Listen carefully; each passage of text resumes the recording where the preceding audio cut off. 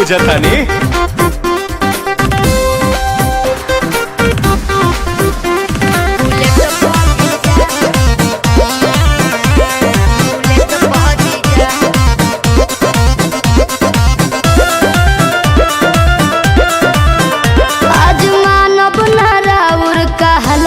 जीजा सूट पहन के तैयार बनी ललका जीजा। अच्छा ठीक बा।